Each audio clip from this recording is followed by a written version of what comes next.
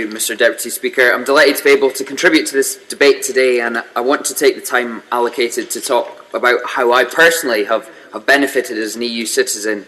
It won't be some of the big issues that other people have talked about, and I agree with the member for Lewisham West and Penge when he said that it can get a bit theological, so I'm going to try and keep it personal and points that affect me. Mr. Deputy Speaker, you may be a bit too far away to see, but I've got a scar on my chin here. And I received the scar while I was 17 or 18, while I was engaging in a cultural visit in a southern European country, more commonly known as a lad's holiday. Unfortunately, halfway through this trip, I partook in one too many libations and ended up in a fight with the pavement. It's safe to say the pavement won, and I had to engage the local medical services. Now, being that I was younger than I am now, I didn't have any travel insurance. However, the whole process at the hospital was made incredibly easy by the fact that I was carrying a European health insurance card in my wallet. And this allowed me to be treated quickly for free, and I would say painlessly if they'd waited for the local anaesthetic to kick in before stitching me up. Now, I know this seems insignificant to what's been discussed today, but it's a practical way in which being an EU citizen is impacted positively on my life. And I'm sure it's an experience that has been shared by many other people my age. Further to this point, I've been contacted by a number of young people who are slightly worried, leaving school or in their university holidays.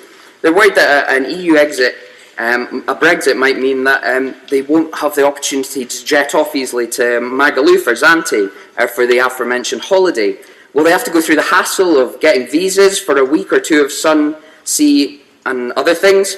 And again, Mr. Speaker, these issues may seem insignificant, but they're issues that matter to young people, particularly those young people who've been denied a vote in this referendum. Mr. Deputy Speaker, there are 170,000 EU nationals living and working in Scotland, improving our economy, enriching our culture, and even legislating in our national parliament. That being the Scottish Parliament. I have personally experienced the valuable contribution of EU citizens to our society, as one even assisted me in my election campaign as my election agent. It's also because of this I recognise the very real concerns that have been expressed to me by constituents who are EU citizens about what will happen to them, their jobs, their family and their lives should the UK leave the EU. They have also expressed their frustration that they will not be able to vote in this referendum. Mr. Deputy Speaker, a large number of my constituents are farmers. The European Common Agricultural Policy provides vital funding for them. It helps farmers and landowners to maintain farming and forestry in vulnerable areas and provides competitive support to enable a wide range of agri-environmental, food, rural and community activities across Scotland. In the current financial period of 2014 to 2020, Scotland will receive around €4.6 billion from Europe to implement CAP across Scotland. Mr. Deputy Speaker, farmers depend on our membership of the EU to survive and thrive. Not only are these the people who produce our food and look after our land, they are the lifeblood of our rural communities. To put at risk the substantial investment Europe makes in our farmers through CAP would be to rip the heart right out of rural Scotland. Absolutely.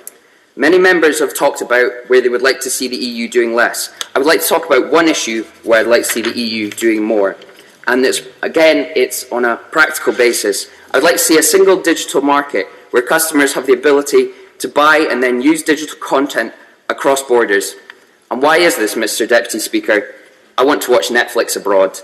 If my sunbathing or sightseeing is rained off, I want to be able to sit in my hotel room and watch my favourite show without being told by my screen that the current programme is unavailable in my location.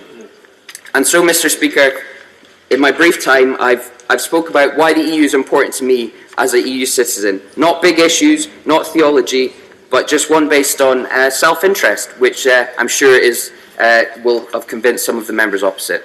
Thank you very much.